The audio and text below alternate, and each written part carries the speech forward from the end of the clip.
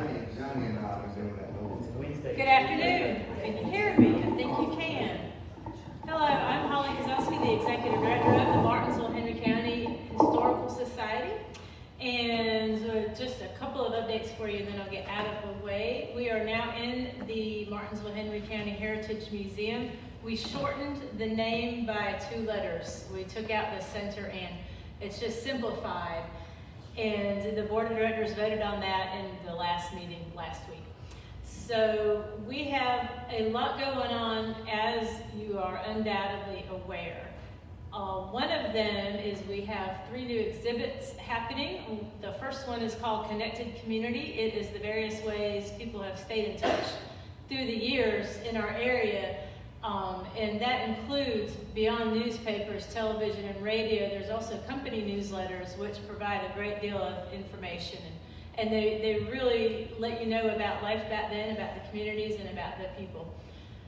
That's downstairs. A part of that exhibit, a gold star on that exhibit, was that we were lent a copy of the Martinsville Tribune from April 11th, 1961, that has the front page story of the sit-ins that integrated Martinsville's restaurants and lunch counters. And you talk about, like, what a find, what a coincidence, because that was on the top of the to-do list of find that information in the Bulletin, which is the mainstream newspaper, and it just landed in our lap. So that newspaper is on exhibit. I printed out articles from the Bulletin and from the Tribune. I looked at the same things, the same topics, how they're covered in both, and surprisingly, the only other thing that both newspapers covered was hospital admissions and discharges, which was the norm back then. But that's all printed out downstairs, and it's quite interesting. So, I mean, the exhibit's on 2 levels. It shows you about ways of being connected, but then it unveils this fascinating local history and that we happen to be talking about or hearing about in today's program. So that's very exciting. Another example of that, in the room around the corner there where the clothes are, we switched out the clothes, and to put the clothes in context, we have displays on Club Martinique and Paradise Inn, 2 nightclubs in mid-century Martinsville. And so you've got information on the nightclubs, but also some of that information tells you, it really opens a door to what the times were like back then, which are very different from now. So one thing that is about the nightclub also, without intent, is about society of the time, and you'll see that when you go back there. A third one, So Special, is about sewing that homemakers did through their families through the years before purchasing ready-made clothing was common, or at least was within the reach of many families. Another thing to tell you about today is we are getting ready to open that annex, 13,000 square feet, and who knows what's in it? Like, holler out to me. What do you know that's going in that annex? Toys, guns, Trains. Mm-hmm. In order for that. Mm-hmm. Yeah. Whistles. Tools. Did we say tools? So. DeSoto. Hmm? DeSoto. DeSoto? Yeah. No. Okay. Remember now that. And the gambling parlor and defense canes. That construction is being finished this month, and now it's time to furnish the museum. The Kings have very generously donated their antique collections and the construction of the building, and guess what? It is our turn. Now we are in possession of the building, and that is us, the Historical Society, but also the City of Martinsville, the County of Henry. That building belongs to us, and we are the ones who will take care of it, who will get it furnished with furniture to display everything and to keep it operating for years to come. So you will see in your newsletter that will come to you apparently by the end of this coming week. We now have new tiers of membership. We have various levels, and with the various levels we have a whole list of benefits to participating at that level. Some of them include free use of the rental space, a gift shop discount. We're going to have a car decal for people who like to use that. We have various levels of plaques that will recognize significant donors. You may sponsor an exhibit area or a furniture area, and entire sections of the museum are up for naming privileges, and that's with a donation of $50,000 or more. And what should be exciting to just about everybody is we are now members of the National the North American Reciprocal Museum Association. That means with this membership at the bronze level with the Historical Society, which is $150 or more annual membership. And it's optional on your part to do that, but if you do that, you will have entry to 700 museums in the United States and 1,300 museums in the United States and 5 other countries. It's a reciprocal museum admission program. So that is what's coming. You'll get that on your newsletter. Are there any questions? Or are we ready to start the show? Start the show. Yes, ma'am. All right, who's next?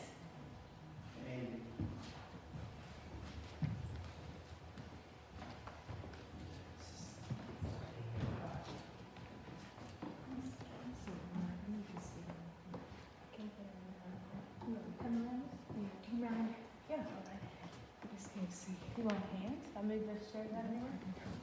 Sorry.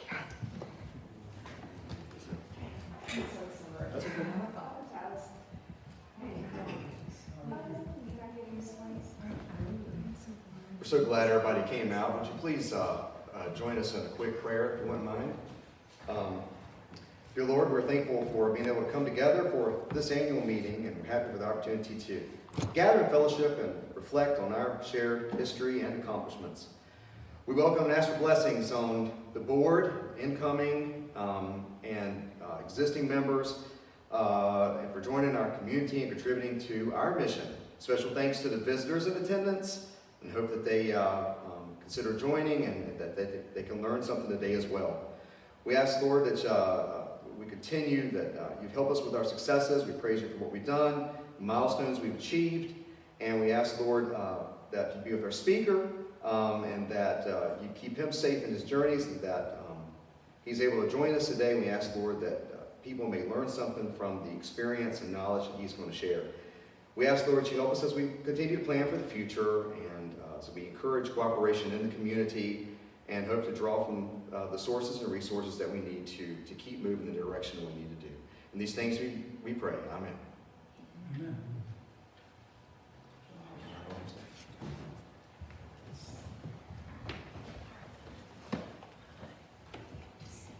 If everyone would rise and join with me, please, in the Pledge of Allegiance. I pledge allegiance To the flag of the United States of America and to the republic for which it stands, one nation, under God, indivisible, with liberty and justice for all.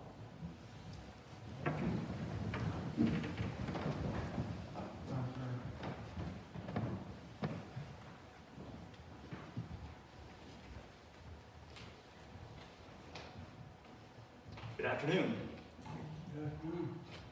Hi. The distinguished lecture will be presented by Dr. Brian Suttell of Ferrum College. He's an assistant professor of history and director of the Smith Center for International Programs. He authored Campus to County, Civil Rights Activism in Raleigh and Durham, North Carolina, 1960 to 1963, and was featured historian on Hope City, a documentary film about the history of Pamplin City, Virginia. He holds a bachelor's degree from the State University of New York at Fredonia, a master's degree from North Carolina State University, and a doctorate from the University of North Carolina at Greensboro. Please give it up for Dr. Suttell.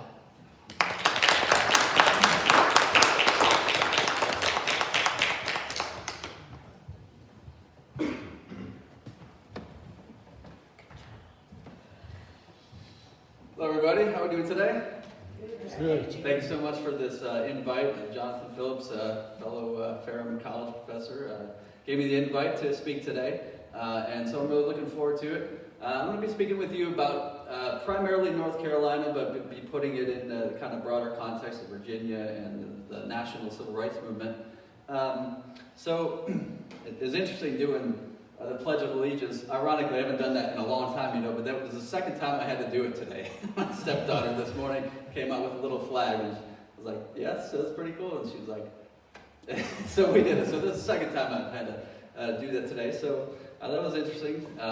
But thank you again so much for this opportunity. So to me, it starts when you talk about the civil rights movement. I'll kind of bounce back between kind of big ideas and then local movements and how things shook down in that way. But it really starts with, it is a movement, not a man. Okay, what I mean by that is, most of the memory of the civil rights movement funnels through one person, right? When you're taught it in middle school and even sometimes in high school, it's often very Dr. King-centric, right? And he was certainly a huge part of the movement, and a crucial part of the movement, and one of the greatest Americans of all time. But when we focus too much on one person in a movement, it doesn't really speak to today as much. It's hard, the point being, like, it's hard to picture yourself being the next Martin Luther King, right? But the folks who did this, that pushed this movement to thousands and thousands and thousands, that sort of made him, are really what it speaks to today's generation. Okay, Andrew Young is one of the people that I was fortunate enough to meet. He was one of Dr. King's close associates. And I asked him the big question, right? Do you believe that Martin made the movement or that the movement made Martin? Of course, he said, both. Right? So we're going to try to grapple with, who are these people that really made this a mass movement? Okay, so I want to start with the actual research that I did. And so does anybody know what that is? Yes, if you've done a little bit of research, it may kind of almost feel like a rat sometimes when you're doing this type of research, right? You're in a basement of an archive or something. But this is a microfilm. There's microfiche. So what I had to do is basically go through all these rolls and rolls and rolls and rolls of newspapers. And if you miss a little part of the story as you go along, it can throw everything else off. So I really just read basically all of the newspapers of Raleigh and Durham for 3 to 4 years, more or less not page to page. Wasn't looking at the ads and things, but things related to the civil rights movement. All right, and so before I start really talking about the actual history, I took a trip with some UNC Greensboro students. And it was a really memorable experience to see these like 18-year-old kids-ish, what they thought about it. And so this tour, we went to a lot of different places in the South. We went to Birmingham, which Dr. King called the belly of the beast, right, in the 60s. We went to Birmingham. We went to Selma. And there was a museum there that was related to the slave trade. And they actually took the students. Now this is on the outside of the building in Selma, which is kind of a sleepy southern town. And the guy lined all the students up and started basically treating them like slaves. It was a really jarring experience. And then you go into this museum and they put you on this kind of ship-looking thing with the ocean, and then they take them, the students, to this auction where they're treating them like slaves being sold. And it was a really jarring experience for me, and a lot of the students were crying because they kind of almost, we could never feel what it was like to be a slave, right? But they had that little bit of a feel of what it was like to just be treated in that way. So I thought that was pretty interesting experience about how the students reflected on things. And this is the 16th Street Baptist Church. This is where, unfortunately, the 4 little girls were killed just a few weeks after the March on Washington. So there's that. So this is Ebenezer Baptist Church. These are just some of the sites that we visited on this trip. This wasn't really so much a research trip for me. It was more just an experience. And this is kind of, in some ways, where it began for Martin Luther King, and is where his father preached in Atlanta. And this is his childhood home in Atlanta as well. So this is in my opinion, great Andrew Young. One of the most famous civil rights leaders still with us. And it was really cool to speak with him because you got a feel of what was happening in these inner circles. And he's talking to us about that it was tough. Like, we kind of think of these great leaders as being so stoic, and they're always on their A game, right? But they weren't. Like, they had these inner struggles, and at no point was the civil rights movement 100% unified. There was always kind of different strains and people with different strategies that they were, trying to push forward. So I think that's important to remember too today, is if you ever think about if you're involved in a movement or you're involved in a cause, everyone's not going to agree. And you can't be like, well, Martin Luther King and Andrew Young and Ralph Abernathy, they all agreed at one time. There was dispute. But they kept pushing. All right, I want you to take a look at this. Has anybody seen this monument in Washington? If anybody could just give me their thoughts on that, what they think about that monument. Reminds me of Rushmore. Right, good. Good point. He's still coming out. He's still birthing, in a way. He's still being created. Okay, good. Thank you. It is really impressive, right? And it's in Washington where there's all these other impressive monuments. But it's almost a little standoffish, right? Like he's standing there like this. And this is kind of more my opinion, but it almost suggests this way of like he's above the movement, right? And when we see monuments, I think it's good to think about what they suggest. There's several others of King where he is more life-size and sort of approachable, right? So just something to think about is, obviously monuments and their place in history are always being disputed in our culture.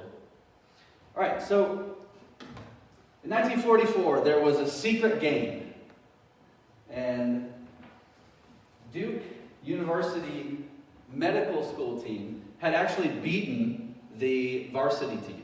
So they were actually the best, Duke team on campus. And North Carolina College for Negroes, their coach and some of their players reached out to them and said, we want to play you. And they did. Now, this certainly was not going to happen at Duke University. Okay? The reason is, it was illegal. It was illegal to even play basketball together. So this game happens at North Carolina College, is now North Carolina Central in Durham. And none of the students could go, but a lot of the students had heard about it. And they're all kind of there was windows that were maybe about this high, and they were holding each other up, looking in, watching this game. And as one historian said, they were looking in on a brave new world. And so if you think about this kind of generation and then into, let's say, the 50s, all right? Emmett Till was killed in 1955. The graphic images of his death. And it struck me as I was talking to people that were doing the sit-ins in the early 60s, that was their generation, right? So someone who was 13 or 14 like Till was in 1955, they were becoming a college student in 1960. They had that sort of, that could have been me type feeling, right? All right, so just a couple things real quick. This is interesting, one of the more interesting moments in sports history. So this is Joe Louis, and this is Max Schmeling. Max Schmeling was from Germany, and this is 1938, so it's a little bit before World War II really starts, but it's still Nazi Germany and Hitler and all that. And these two fought. Now, they had actually fought previously, but in 1938, it was this iconic moment. And you would think all the Americans must have been cheering for the American Joe Louis. Not so. A lot of them would rather cheer for someone living in Nazi Germany than an African American. And that was the kind of world that people were living in the South.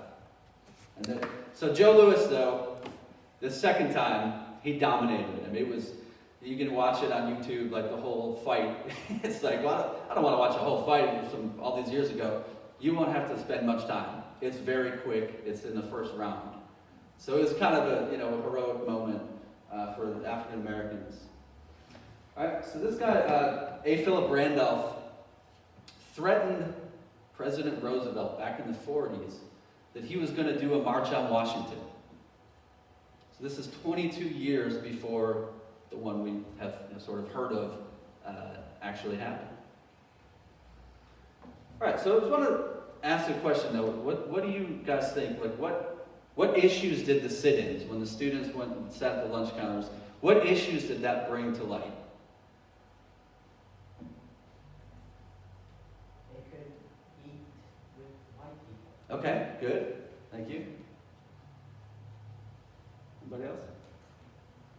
It was ironic that they could go in the stores and give the owners money for items that they considered the county.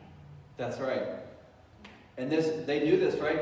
When they first went in, the sit-ins in Greensboro, the Greensboro 4, they went and actually, purchased items in that store. Okay, one guy that was kind of like a Mark Twain type guy in that region with a lot of jokes and everything, he said, it's only when the Negro sits that the furs begin to fly. Because you could think about, it's okay for a black person to be walking down the street with a white person. It's okay for them to converse, right? But you think about, where are they sitting? That's where there's not integration. The lunch counters, the restaurants, right? The juries.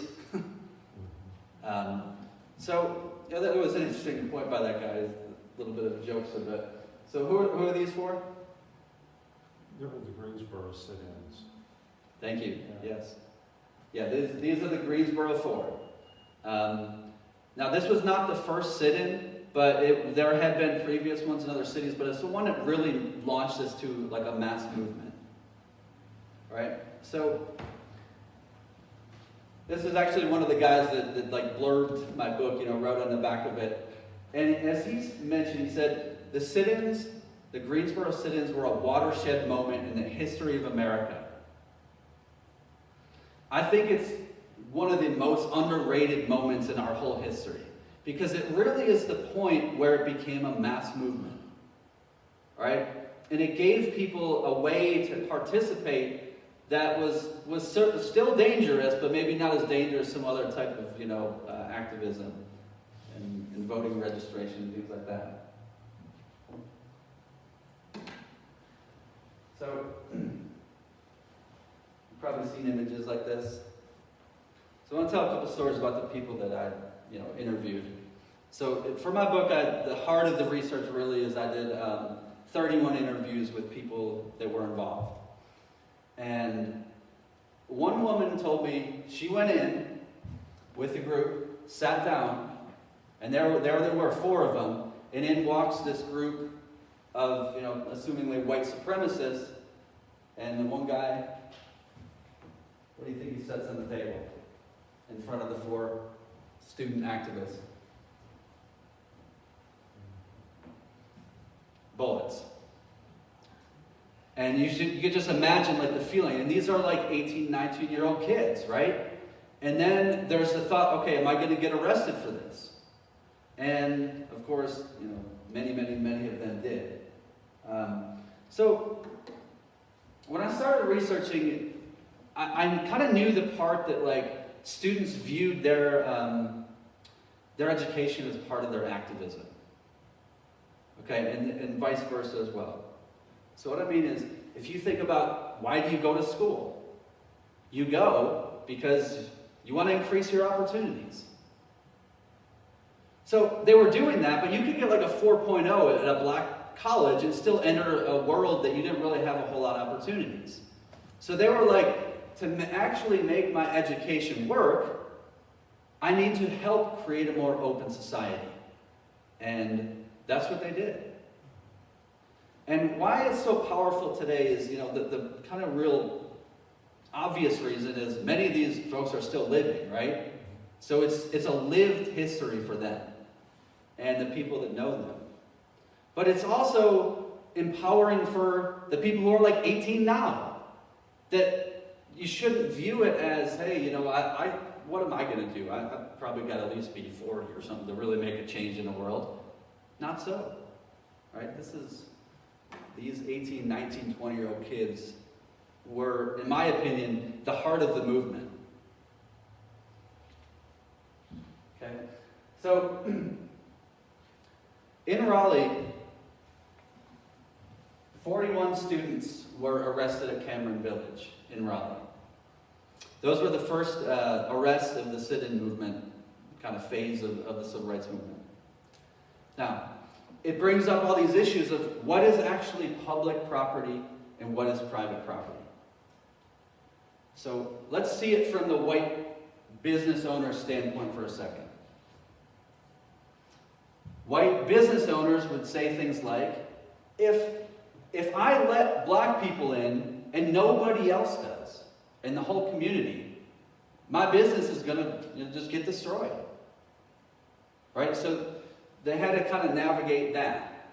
And then a lot of the white business owners were saying things like, the federal government should not be telling me who I can let in to my store and who I can't. Right? So, they had their perspectives on this. Now, obviously, some of them were just simply white supremacists and didn't want black people there, but others were making business decisions. And a lot of those were the ones that were easier to kind of get to change their ways. So one student activist that, is probably 80 or so now, but was 18 or so at this point, he said, the police came and Woolworth this is at Cameron Village, was like a shopping center, and it was actually private property. So whereas, if you just think like the city here, right? If you were walking down the street and protesting, that's allowed. That's a constitutional right.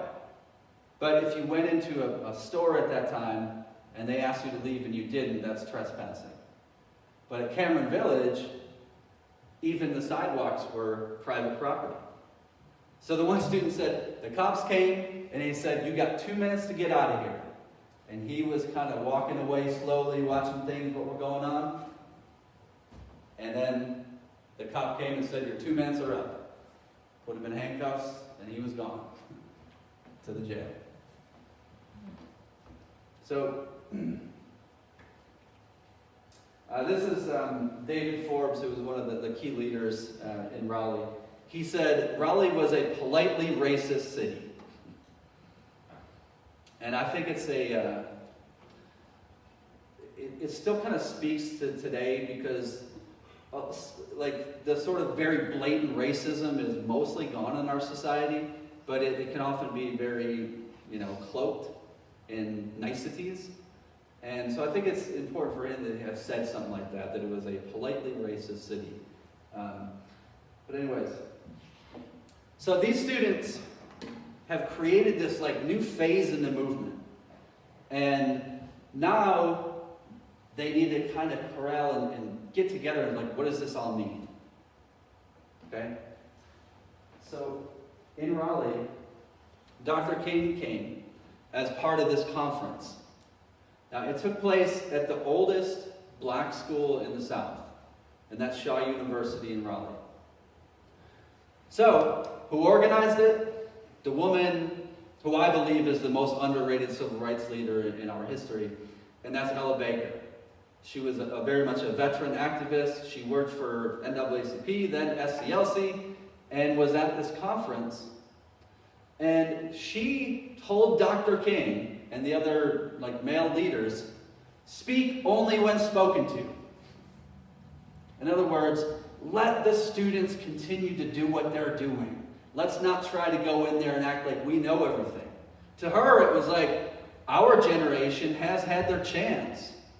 And we've done some great things, but let them continue the momentum. And that's mostly what happened. So a lot of the students, when I say students, obviously I mean ones that were students in the 60s, that I talked to, they got to meet Martin Luther King at this conference. And they said, he really was a very warm, inviting person. There was no airs about him, which I think sometimes people think that there might have been a little bit. But they said he was great. But he and Ella Baker had some strategic differences. Okay, so once again, I want you to kind of be thinking about all this stuff and why it matters to today. But like you may be in a group, right, that has some differences, but try to keep that like united cause, even if the strategies are a little bit different.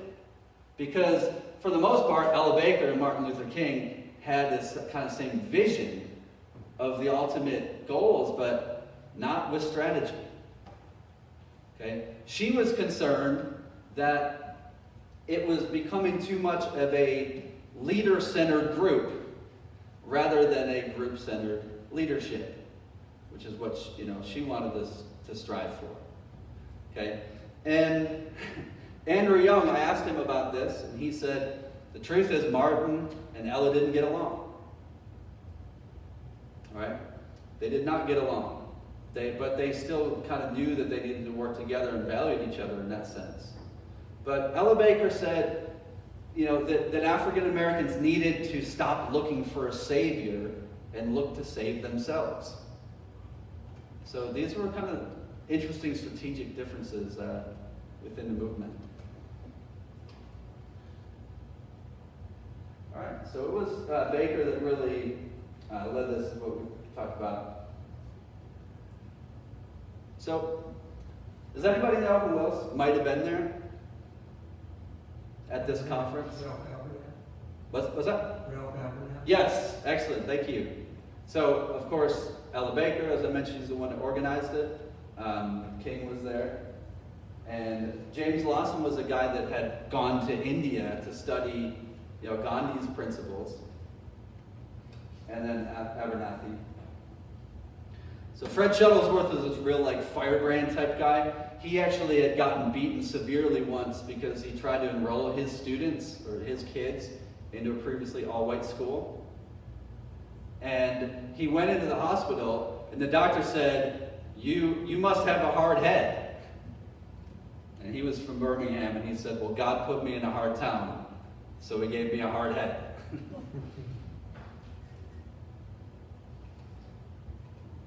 All right, so there they are. This is at the conference. But one thing I want to just have you kind of visualize in this.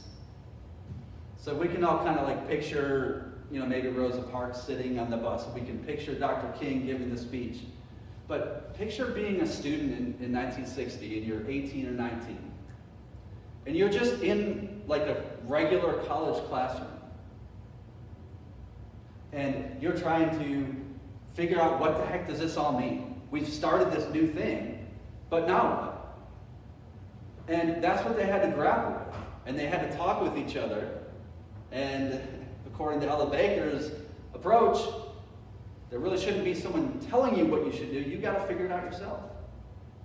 And so they're thinking things like big questions like, do we actually involve white people in the movement? And people who studied Gandhi had realized that there came a point where Gandhi started thinking, let's not rely on the British press so much, let's try to do this thing ourselves. And so it wasn't really exclusionary or racist or something to say we don't want white people in the movement, but it was a consideration.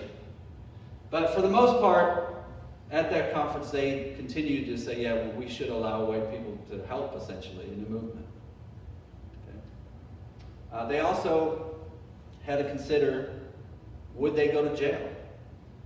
If they went to jail, would you accept bail? So, if you get arrested and someone says, hey, I can get you out, I think we're all yeah, we don't even think about it, right? No one's like, I'd actually like to stay here. No, but these were kids. And they generally made the decision that they would stay the 30 days for the trespassing charge. And that would kind of put the pressure on the jails. Okay?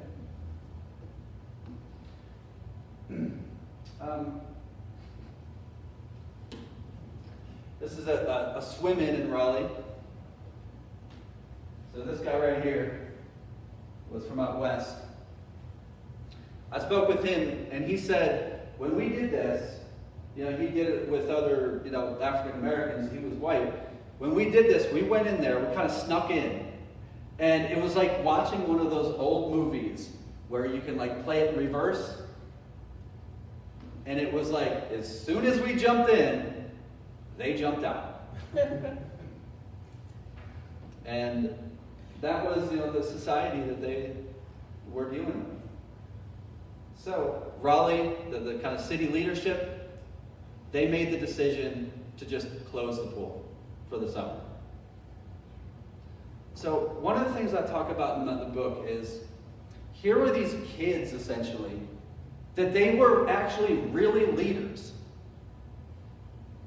Being a city council person or something and saying, we'll just close the pool, is a total lack of leadership. Because you could be a leader in a very white supremacist way, but still be like, quote, a leader and have people try to follow you. But just sort of saying, no, we're just going to close it, is a complete and utter lack of leadership.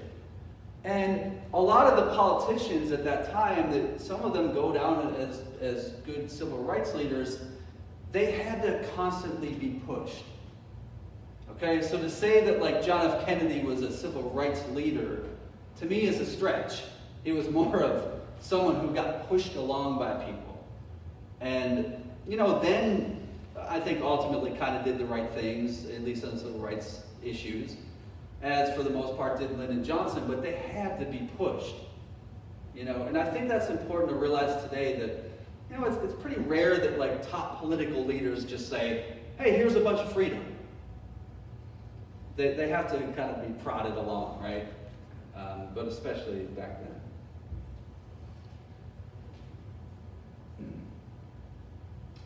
So these folks were integrating a baseball game. Afterwards, there were some people heckling them, and they actually got like chased down at knife point.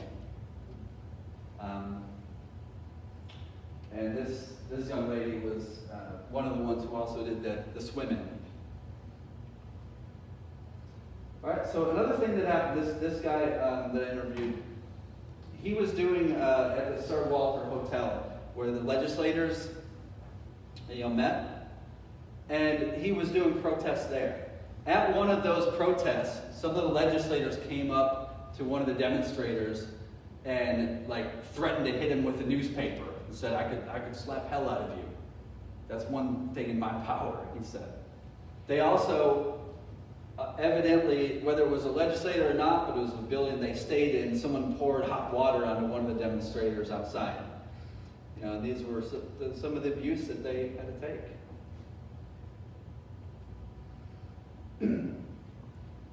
Does anybody know what they're doing there? Buy a movie ticket. Buying a ticket? Yep. So you picture like an old theater, right? Of course, they were segregated, had balconies generally. One of the people I interviewed said, yeah, when we were, they were kids, right? Said we would pour like popcorn down the lower sections. So, sometimes the maybe not so civil behavior would go both ways, but so they're going up there and they would say, we'll take 3 tickets to the lower section, like the white section essentially, right?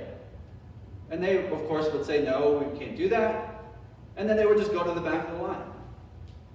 So if you got 4 people or something, that doesn't do much. But if it looks like this, and just try to picture this stuff in other towns and cities you've been to, right, that have this history of folks doing this. And it's effective. Because hadn't the moral argument been tried for like 400 years? Like, hey, let's be nice. Can't you just, treat us equally?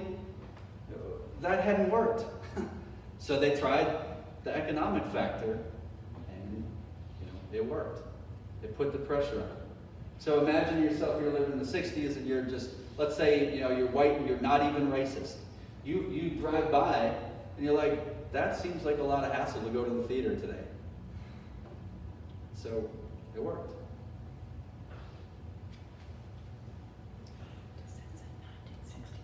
Does anybody have any questions so far? I wonder who won the basketball game. Oh yeah, thank you.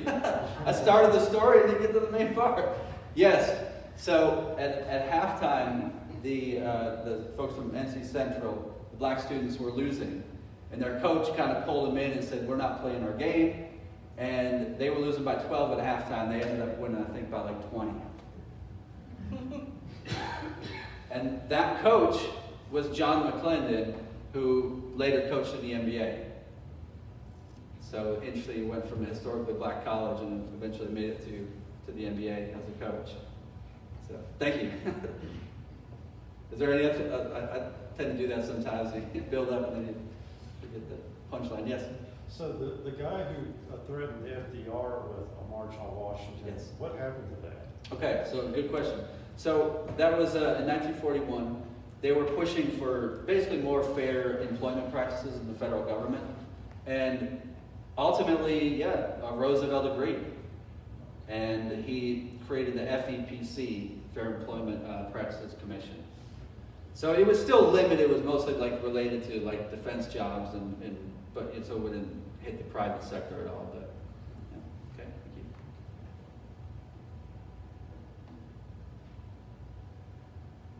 All right, so I call this the Revolution of '63. One guy that I interviewed in Fayetteville, North Carolina, said that was the year the evolution became a revolution. And a lot of really sort of crazy things happened that year, and this is one of them, with the fire hose being turned on the protesters in Birmingham.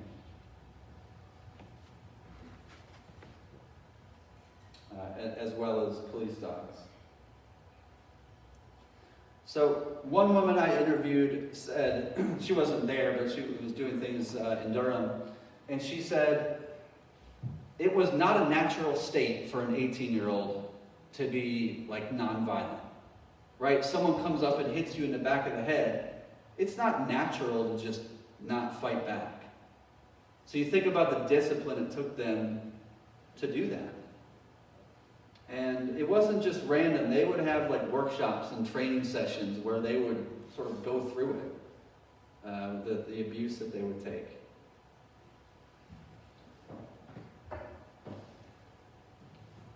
All right, so you may have heard of George Wallace, or if you were around that time, you may remember him.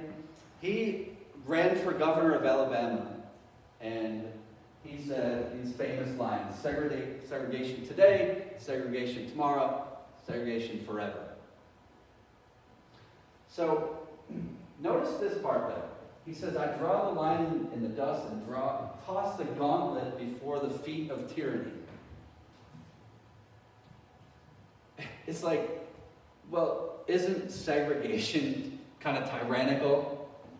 But this was the mindset of a lot of the Southern politicians, that the federal government should not be telling us what to do, right? And that's a kind of age-old struggle in our democracy of like, who really has the power? And sometimes we can reflect on it, and it's like, okay, we did the right thing on this issue, but it's not always so clear. So that's a tough thing. The sort of federal versus state power is a thread in American history that is probably not going away, right? So, he promised he would literally stand in the door where you registered as students. Okay? And he did. These are the federal authorities, though. By this point in 1963, it had kind of gone through all the courts and everything, and he realized that if he literally didn't let the students in, he was going to jail. And unlike all these students, right, these 18, 19, 21-year-old kids, right, that would go in and do protests, sit at a lunch counter, get dragged out and taken to jail, and then spend their 30 days in jail, unlike them, he didn't have the guts to actually go to jail for his cause. So it's like, it's a lack of leadership. You're not willing to really give it all for your cause, even if it's his, kind of stuck in the past type cause. But he didn't have the courage like they did. And that's one of the things I say in this book is like, in North Carolina, it's called the Tar Heel hospitality, right? and you think of like tar, like a lot of these political leaders had their feet stuck in the past. But the students were kind of pulling them out of that. And a lot of them were kicking and screaming, but we kind of know overall they were successful. So this was probably a pretty almost funny thing to watch. It was about 100 degrees that day, and I got the suits on and everything. And this is Nicholas Katzenbach, the Assistant Attorney General. And they had to let him in. So later that day, the two students, go in to sit down in the cafeteria. So these African Americans go in, they're at the University of Alabama, sit down, and up walk this group of white students. And they sit down next to them. Things were changing, right? I mean, you might kind of be reading the lines like they're going to come up and set bullets on there or something, right? But they didn't. They said, we're going to be part of this. And that type of stuff was really powerful. And took a lot of courage because, those white students could have been killed that night. And that sort of thing did happen. So, this was probably the craziest day in the Civil Rights Movement. June 11th, 1963. This is this day with George Wallace. That night, President Kennedy gave a speech. And it essentially was saying, I'm going to push forward what became the Civil Rights Act, 64. So, you could imagine being like an activist and going, here's this governor that's resistant to the change. The federal government, in this case, is kind of on our side, and now Kennedy's on our side, and things were looking good. It was seeming like a great day in the Civil Rights Movement. And then Medgar Evers, who was a civil rights leader in Mississippi, came home after kind of seeing all this stuff and working out what it all meant, was shot in his own driveway while his wife and kids were in the house. And it was like every time something good would happen, there'd be this tragic moment. Right? So as we reflect on it, in your life, if you have a cause that's worth something, there's going to be the roadblocks along the way. And, hopefully it won't be this type of roadblock where people are getting killed and things like that. But there's going to be roadblocks along the way. And if you feel like the cause is still worth it, you proceed. And you kind of reflect on what it all means and everything, but you don't give up on it. So that also, though, was like a spark for the March on Washington. So this is, of course, where Dr. King delivers his speech, right? The I Have a Dream speech. So a 14-year-old kid that I interviewed, he was 14 then. What he did, he loaded up his backpack, put a peanut butter and jelly sandwich, a little bit of Kool-Aid type stuff in there, and he hitchhiked to the March on Washington alone. And that probably wouldn't happen today, but hitchhiking was bigger back then, and he made it. And there he saw Mahalia Jackson singing, and he saw the voice of a generation, Bob Dylan. And Bob Dylan's song there, he didn't just go up and play, let me play my hit or something. He played a song called Only a Pawn in Their Game, which was a just seething attack on Southern white supremacy. It was also suggesting that what was happening was the politicians were using race to sort of dupe the poor whites to agree with them. And, it's an age-old thing in politics that has happened, unfortunately. Now, I'm not saying it always still does, but it's a thread in our history where the people that were in the leadership positions would kind of deflect the class issues towards race issues. But anyway, so Bob Dylan singing, and then all these others, John Lewis spoke, A. Philip Randolph, and then Martin Luther King, of course. And here's this 14-year-old kid. And here's all these other people from Virginia, from North Carolina, from South Carolina, from all over the country that have their own stories of why they're there and what they had done previously to get there. And they're watching it. They're watching this moment. Martin Luther King, the great civil rights leader, delivers this iconic, beautiful speech, maybe the best in American history. And he delivered the message. But the students, the everyday people that we've mostly never even heard of, they had prepared the stage.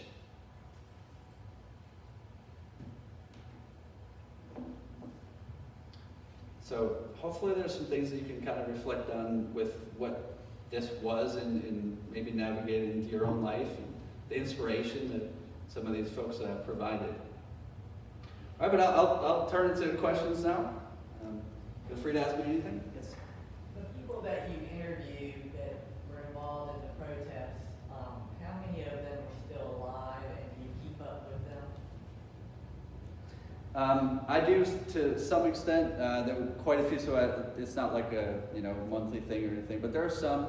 There's one guy, for instance, that's in Chicago, and he was ordained by Martin Luther King, and he's a preacher there. But he does a lot of like farmer rights type things, and try to help people that are living in rural areas, try to thrive. So that's one example. My Yes. point was, how do they feel about today? Mm-hmm. And do they think we're going backwards? A lot of them do, unfortunately. Are they And fearful? I would say in maybe the last 15 years or so that there is that thought that we've maybe gone backwards in some ways. Okay, there was one guy that got arrested in 1960 that got arrested in 2015 he was doing, they were called Moral Mondays in Raleigh, and they were kind of rejecting what they viewed as some of the policies that were not equal, and he got arrested. And that was 55 years later. And he said, when I heard the clank of that jail door, my mind went back to 1960. But a lot of them, I would ask a lot of them, what do you see kind of connections between Black Lives Matter and things like that? And white nationalism, Right. which is a big thing. Yes. Yes. Yeah, and I don't have like a clear answer on the connection between the two movements of what they found, but some of them feel like we are going backwards. But, so thank you for that. Yes? I wonder, we spend an awful lot of money on sports.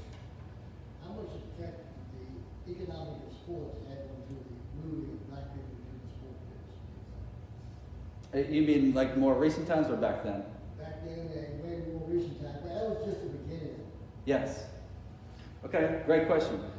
So, like for instance, in the 60s, University of Alabama was, like their board of trustees and stuff was very resistant to allowing black players, but Bear Bryant, the very legendary coach, started like saying, we really got to have them to win, and that some of the real iconic players of that time, they didn't get because of that. But yeah, the economics of sports really has, I teach at Ferrum College, right? And there are a lot of African American students there, and a lot of them are going into fields that are, kind of in that sports world, right? And I think it's a window where they see a future, Obviously not the only one, but so, and a lot of them are kind of more interested in like the business side of it, not so much like thinking they're going to be a, professional basketball player, but into the promotion of it in other sports. Yes? Well, I lived in Durham from 1961 to 1968. Yeah. So I witnessed some of the stuff, heard Martin Luther King speak. It just was good to hear all the memories. I would wonder though, why did you stop at 1963 in your capsule of Right, good question. So I wanted to do kind of I always call it micro history, but a history that was very, very focused on certain generations, so you have a real kind of clear theme to it. And to give a lot of those people kind of a voice, you know, in their communities and everything, that you may be someone that did all these protests and then the To community's make kind of forgotten about. That you. every voice counts, is what you're Yes, saying. Every yes, voice absolutely, counts, yes.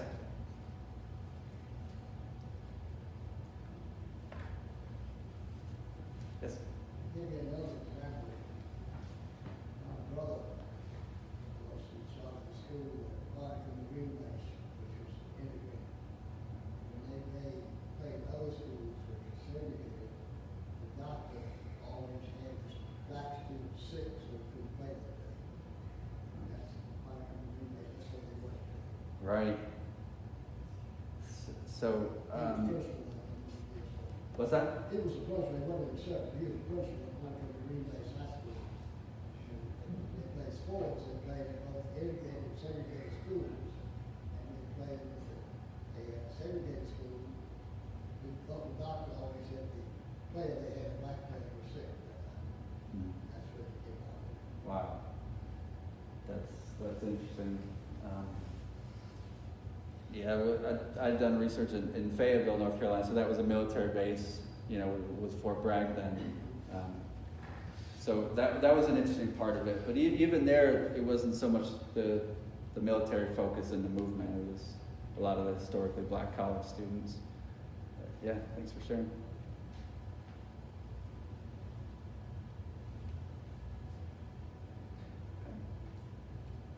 Does anybody have any other questions, or maybe you want to share a way that you think you would kind of introduce it into your own life, or any causes you're involved in or anything? We were at Biloxi Air Force Base from 62 to 64, and I used to think about that there was so much conflict about integration, but we were in a setting where everything was integrated. It was such a contrast to the rest of the world. Yes, for sure. For the general people that I work with there in the service, you could start a civil war and give them time. That was the attitude, that's where they felt that. Sure, yeah. Yes. So do you have, I will have to say, I remember sitting next to my father when the March on Washington was being televised. Yeah. I'm surprised he didn't have a stroke right there on the spot. But, and he was a polite racist. I've often described him that way, or as a racist in general, but not in particular. Right. Which is a kind of a tension in and of itself. But at any rate, and in some ways, yes, I can say we have hopefully made some progress, but at the same time that we've made progress, there seems to be this backlash of, and I would characterize it as white Christian supremacy, because that seems to be a part of it as well. So do you have any like pearls of wisdom for, you know, what do we do now and how do we go forward and to try to make things better than they are now? I do wish I had better pearls of wisdom. I think that just living out your daily life, I mean, you don't have to be a hardcore activist to be making a difference, I think is something to keep in mind, right? So even just the people that you are around to, you know, and your kids or grandkids, to try to just, you know, teach them the ways of being a good human, right? And that people have struggled in the past and have had maybe histories that made it a little bit harder to progress, you know? So I think that's the way that just about everybody can do that. Yes. When did you publish your book, and do you plan to do another? The first one's an easy question. Last year. The second one is a little harder. I do eventually. It's about finding that kind of like nugget, right? Like I'm really passionate about this topic because it is a several year process, to write it. So if you have anything. Would it be a bookend to this book? Would you go on and further endeavor with more? Yeah, it would definitely be in the civil rights field. And truthfully, I don't know like a ton about Virginia civil rights movement, so that could be the next step. Yeah. Yes. And I, as to your point about, why just stop in 63, I've often kind of grappled with that, like maybe it's a little more relevant to do a more connection to today type study. You carried on to what what the white students were doing and the activism that was happening on the Yes. campus at Duke. Duke was integrated. Yes. I mean, well, you could move on because this great museum is here. You could do a little research around Martinsville. Yeah. We sort of count as North Carolina, and it's got so many stories that haven't been told here. I'm sure. We just need somebody to spend the time to That's right. listen before people die out. Well, I'm always open to suggestions. Thank you. So we have half full. How do we account for a room without any black people in it when we're talking about a lot of the issues and such? In my mind, the only way you get there is to find some way to participate and come in. But do you have any thoughts on how you gather us all together? I guess with the connections you have, I mean, like I've spoken at a few different ones where, or at least been part of, sessions with some of the people that were actually involved, like in Raleigh and Durham. So I guess that's one way, and to have the sort of courage of I used to teach at Winston-Salem State, right? And I know that I've not had a history of being oppressed, but when I would go there, it was like, you could feel it a little bit, right? You could feel like what it's like to be the minority. Now, it's not a minority with the past of being oppressed, but it still was the racial minority when I was on campus there, right? And so to kind of overcome that fear of you can be in a setting where you're not the majority, right? And that's courage, right? And I'm not saying it was super courageous to teach at a historically black college. I'm just saying there are settings where you could go into that maybe are a little bit out of your comfort zone that I think can help. And it's maybe just a small step, but it is one. A friend of mine was a teenager during that period of time, and she worked at Wampler's drugstore in the basement of Logan's, and her boss said that there are going to be some blacks coming in and sit at the counter and they can serve them. Okay, yeah. So did you say anything about what that was like or the experience? No, she just was saying, because I was wondering, if there were protests here in Martinsville and Montgomery County. But she said she was surprised when she went out and saw Ku Klux Klan parading down the street. Yes. Yeah. I think Martinsville was much more acceptable than Danville or other places as far as the African-American population anyhow. Right. And Tom looked at that Hoes deal, they did the same thing in Danville, the fire hose and wash people off. Yeah. Building and stuff like that, that took place there. So I think Martinsville was much more. Martinsville Southern was it was a law then, it was a perfectly legally well founded, like that line. But that was the law, and the law had to be changed, and the law did get changed. Right. And it did. So, but there was nothing at that time, if you read the true story, that was really illegal, it was against the county. All the jury, all the attorneys, they all had judges, and it went through a perfectly legal process. Right. Yeah, it's like there's a difference between laws being changed and attitudes being changed, right? Things have really changed if you kind of have a little bit of combination of those two. Good point.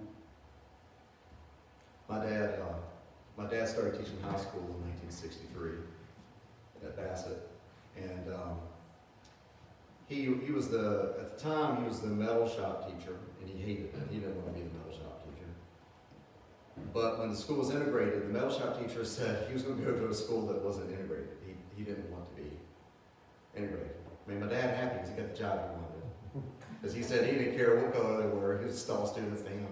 So I just always think that's a funny story about my dad, that he ended up getting the job he wanted because of the racist attitude of the guy who had the job he wanted. Wow. That's interesting. You know, it's interesting, you know, all this education, in the medical field.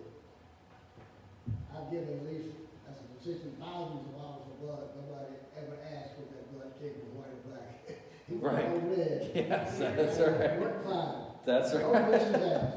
That's right. Great point.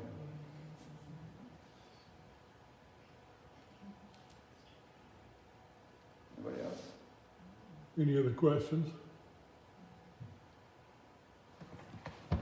Well, I'm certainly, willing to stay longer for anyone that wants to ask other questions. And, so turn it over to Jonathan. Well, let's give our speaker